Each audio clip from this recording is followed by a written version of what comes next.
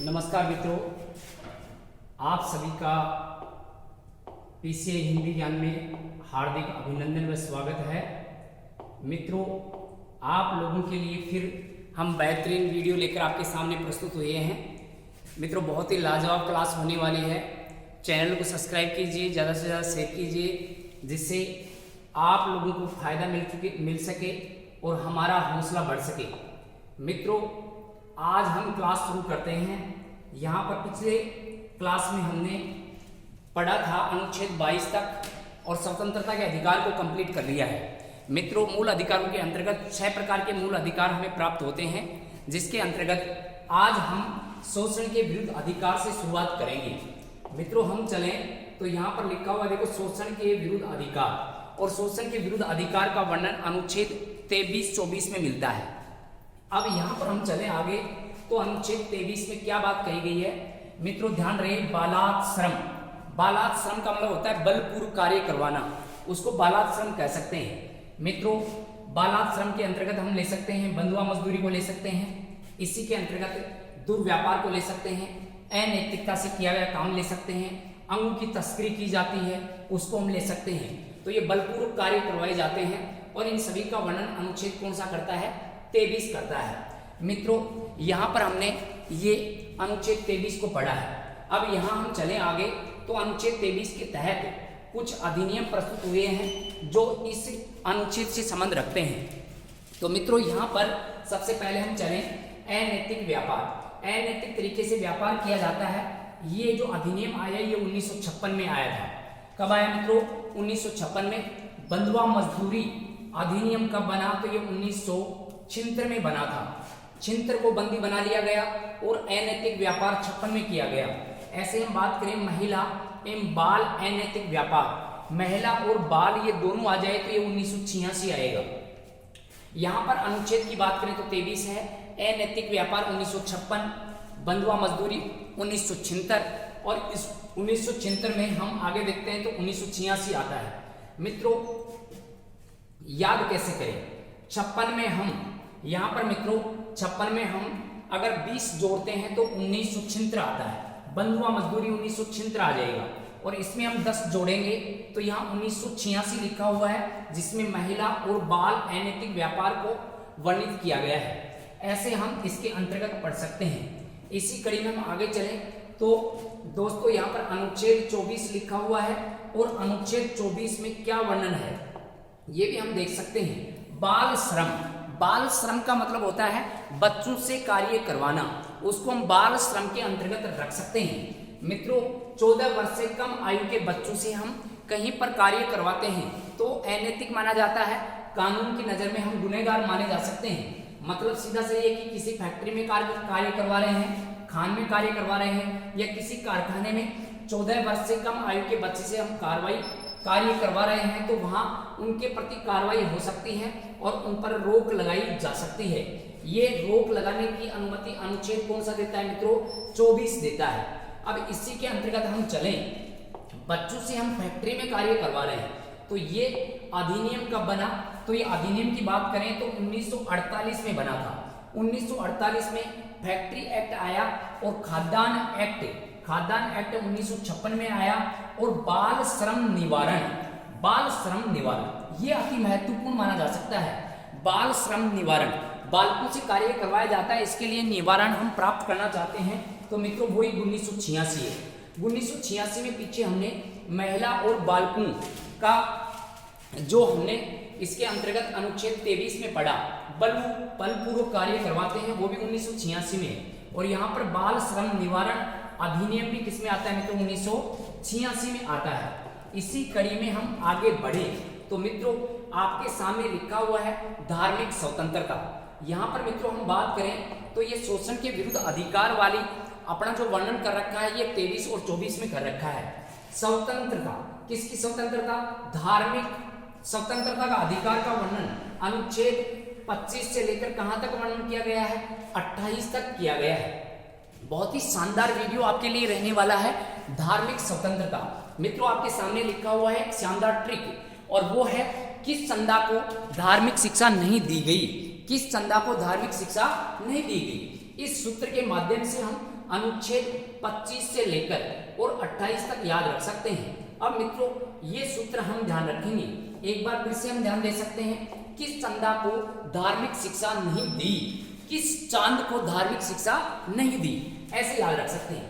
किस मतलब किसी भी धर्म को मानने की अनुमति देता है तो अनुच्छेद कौन सा देता है, 25 देता है। अंतःकरण की स्वतंत्रता, अपने आत्मा में जो जिस धर्म के प्रति हम समर्पित हैं उसी धर्म को हम अपना सकते हैं। किसी भी धर्म को अपनाने की स्वतंत्रता अनुच्छेद कौन सा देता है मित्रों, 25। किस से में लिखा हुआ है, यहाँ पर अनुच्छेद आ जाएगा 26 और से का मतलब हो जाएगा सम्मेलन या फिर धर्म के लिए हम प्रबंधन कर सकते हैं, अनुच्छेद 26 कार्य करता है। चंदा लिखा हुआ है तो अनुच्छेद आ जाएगा 27। धर्म के लिए हम कर लेने के लिए या किसी को बाध्य नहीं कर सकते चंदा देने के लिए, ये वर्णन कर रखा है अनुच्छेद 27 में। और यहाँ लिखा है धार्मिक शिक्षा नहीं, तो मित्रों अनुच्छेद 28 में हम किसी शिक्षण संस्थान में धार्मिक शिक्षा नहीं दे सकते। अगर देते हैं तो वहां पर हम कानून की नजर में गुनहगार साबित हो सकते हैं। इसी कड़ी में हम आगे चले तो मित्रों हम 25 से लेकर 28 तक इनका विस्तार देख लेते हैं। अनुच्छेद 25 में किसी भी धर्म को मानने की स्वतंत्रता, इसका जिक्र हम सूत्र के माध्यम से कर चुके हैं। अनुच्छेद यहाँ पर 25(1), अनुच्छेद 25(1) क्या वर्णन करता है मित्रों, 25(1) करता है कि हम किसी भी धर्म को मान सकते हैं, अपने धर्म को हम परिवर्तित कर सकते हैं। तो धर्म परिवर्तन का वर्णन अनुच्छेद 25(1) हमें अनुमति देता है और जिस धर्म में हम हैं उस धर्म का प्रचार प्रसार हम कर सकते हैं, ये छूट देता है अनुच्छेद 25(1). 25(1) अनुच्छेद हमें छूट देता है। इसी 25(1) के अंतर्गत हम चलें तो यहाँ पर मित्रों सिख धर्म के लोगों के द्वारा जो कृपाण रखा जाता है, केस रखा जाता है, कंगा रखा जाता है, तो वो रखने की अनुमति भी कौन सा देता है मित्रों, 25(1) देता है। ऐसे हम इसी कड़ी में हम आगे चलें तो मित्रों आपके सामने लिखा हुआ है यहाँ पर 25(2) और 25(2) में वर्णन क्या मिलता है, राज्य विधि बना सकता है, विधि बनाने की शक्ति, राज्य की विधि बनाने की शक्ति पर रोक लगाई जा सकती है। क्या लगाई जा सकती है मित्रों, रोक। तो यहाँ पर रोक लगाने वाला अनुच्छेद 25(2) हो गया। इसके बाद में हम आगे चले तो अनुच्छेद यहाँ पर लिखा हुआ है मित्रों ये 26 और 26 बहुत ही महत्वपूर्ण है, इसको हम ध्यान रख सकते हैं। धर्म के प्रबंधन की अनुमति देता है, धर्म के लिए हम सम्मेलन बना सकते हैं, ये अनुमति कौन सा देता है मित्रों, तो ये 26 देता है। कई बार एग्जाम में पूछा हुआ है धर्म प्रबंधन, ये शब्दावली बहुत महत्वपूर्ण है। धर्म प्रबंधन अगर आ गया है तो अनुच्छेद कौन सा कार्य करेगा, 26 कार्य करेगा। धर्म के लिए हम सम्मेलन बना सकते हैं, ये छूट हमें कौन सा अनुच्छेद देता है, 26 देता है। अब 26 को हम विस्तार से पढ़ लेते हैं मित्रों। अपने धर्म के लिए हम किसी प्रकार का, जैसे हिंदू धर्म में है तो हम मंदिर बना सकते हैं, अगर मुस्लिम में है तो मस्जिद बना सकते हैं, अगर मान लो सिख धर्म के हैं तो हम गुरुद्वारा बना सकते हैं। ऐसी स्थापना करने की अनुमति 26(1) देता है।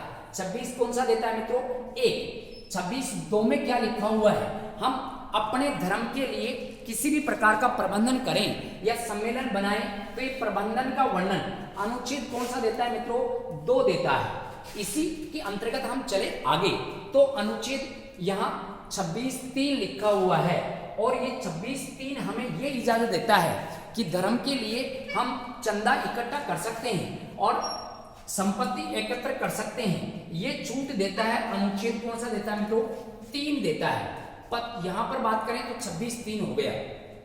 वैसे चंदा या संपत्ति देने के लिए हम किसी को बाध्य नहीं कर सकते, लेकिन फिर भी अपने धर्म के लिए हम चंदा इकट्ठा कर सकते हैं और ये वर्णन करता है कौन सा, 3।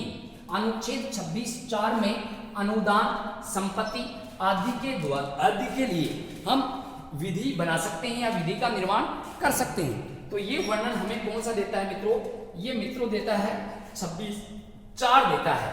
तो ऐसे हम चले आगे तो इसी कड़ी में अनुच्छेद आपके समक्ष लिखा हुआ है 27 और 27 रोक लगाता है किस पर, वही चंदा या कर। किसी को हम चंदा देने के लिए बाध्य नहीं कर सकते या किसी को हम कर देने के लिए बाध्य नहीं कर सकते। धर्म के नाम पर कर लिया जाता है या चंदा लिया जाता है तो उस पर क्या लगाता है मित्रों, रोक लगाता है। और ये रोक कौन सा अनुच्छेद लगाता है, 27 लगाता है। और पीछे हमने पढ़ा था कि किस चंदा को हमने धार्मिक शिक्षा नहीं दी, तो ये चंदा इकट्ठा नहीं कर सकती। इसी कड़ी में हम आगे चलें तो मित्रों यहाँ पर 28 आता है और 28 में आपके समक्ष लिखा हुआ है कि अपने शिक्षण संस्थान होते हैं, सार्वजनिक शिक्षण संस्थान जो होते हैं सरकारी, उनमें हम धार्मिक शिक्षा नहीं दे सकते। उन पर रोक लगाने का कार्य अनुच्छेद कौन सा करता है, 28 करता है। ये आपके समक्ष लिखा हुआ है कि 28 एक या ए हम ले सकते हैं। शिक्षण संस्थानों में जो सरकारी शिक्षण संस्थान है उनमें हम धार्मिक शिक्षा नहीं दे सकते, ये वर्णन अनुच्छेद ए करता है। बी क्या करता है, मतलब यह है कि धर्म के लिए हम निजी संपत्ति लगाकर कोई ऐसा कार्य कर सकते हैं जो अपने धर्म को हम बढ़ा सकते हैं, मतलब निजी बना सकते हैं या ट्रस्ट के द्वारा हम धार्मिक शिक्षा को स्थापित कर सकते हैं। और ये छूट देता है अनुच्छेद कौन सा, ये देता है 28(2), या फिर बात करते हैं 28(b) हो जाएगा। 28(c) में क्या है, धार्मिक शिक्षा के लिए हम किसी को बाध्य नहीं कर सकते कि आप इस धर्म की शिक्षा प्राप्त करो, ये बाध्य नहीं कर सकते, ये सी हो जाएगा। इसी कड़ी में हम आगे बढ़े तो मित्रों बहुत ही शानदार तरीके से हम इनको डिटेल से याद रख सकते हैं। आगे हम चलते हैं तो ये तो धार्मिक शिक्षा का अधिकार समाप्त हो चुका है। इसके बाद में हम आगे चलें तो यहाँ पर मित्रों आगे हम बढ़े तो यहाँ पर अनुच्छेद कौन सा हो जाएगा, यहाँ अनुच्छेद हो जाएगा 29-30। अनुच्छेद 29-30 में शिक्षा और संस्कृति का वर्णन हमें प्राप्त होता है। मित्रों 29(1) में ये कहा गया है कि अल्पसंख्यक अपनी भाषा, जो अल्पसंख्यक हैं वो अपनी भाषा को बनाए रख सकते हैं, अपनी लिपि को बनाए रख सकते हैं। ये छूट या संरक्षण देने वाला जो अनुच्छेद है वो है 29(a). अल्पसंख्यक में कौन कौन आ सकते हैं, जो कम संख्या में है, जैसे मुस्लिम आ गए, सिख आ गए, ईसाई आ गए, पारसी आ गए, बौद्ध आ गए, जैन आ गए आदि अपनी भाषा और लिपि को बनाए रख सकते हैं। ये अनुच्छेद 29(1) वर्णन करता है। इसी कड़ी में हम आगे चलें तो मित्रों यहाँ पर अनुच्छेद 30 आता है और अनुच्छेद 30 हमें क्या देता है, अपने शैक्षणिक संस्थानों की स्थापना हम कर सकते हैं। शैक्षणिक संस्थानों की स्थापना करने की छूट अनुच्छेद कौन सा देता है मित्रों, 30 देता है। मतलब सीधा सा यह है कि यहाँ शिक्षण संस्थानों की स्थापना के लिए जो राज्य सरकार होगी उसके द्वारा जो भी अनुदान दिया जाएगा उसमें किसी प्रकार का भेदभाव नहीं हो सकता, ये अनुच्छेद 30 कहता है। और ये 30 ये भी कहता है कि अल्पसंख्यकों के अलावा अन्य जो नागरिक हैं, अन्य धर्म के नागरिक हैं, वो भी इसके अंतर्गत शामिल हैं। तो ऐसे हम बात करें तो ये अनुच्छेद 30 कंप्लीट होता है। आगे हम बढ़े तो मित्रों आगे देखो 30 के बाद में 31 आता है और 31 में आप सभी को पता है कि संपत्ति के मूल अधिकार का वर्णन किया गया है, जिसको हटाकर यहाँ से हटाया गया 44वें संशोधन के तहत मोरारजी देसाई के सरकार में 1978 में, और इसको हटाकर 300 में कानूनी अधिकार में जोड़ दिया गया। किस अधिकार में जोड़ दिया गया मित्रों, कानूनी अधिकार में जोड़ दिया गया। और ये कानूनी अधिकार के तहत भाग किसमें जोड़ दिया गया मित्रों, भाग जोड़ दिया गया 12 में, और पहले भाग 3 में वर्णित था मूल अधिकारों के अंतर्गत। यहाँ पर हम आगे चलें तो पहले 31 और अनुच्छेद 19(6) में इसका वर्णन मिलता था, जिसको दोनों जगह से हटाकर भाग 3 से हटाकर अब भाग किसमें शामिल कर दिया गया, 12 में कर दिया गया। और अनुच्छेद कौन सा कार्य करता है, 300 करता है। अब इसके अलावा संपत्ति के अधिकार से कुछ प्रश्न बन सकते हैं, उनको हम देखते हैं। संपत्ति के अधिकार की बात करें तो 31(a) प्रथम संशोधन हुआ और इसके अंतर्गत 31(a) का प्रथम संशोधन 1951 में जोड़ा गया। और इसके तहत हम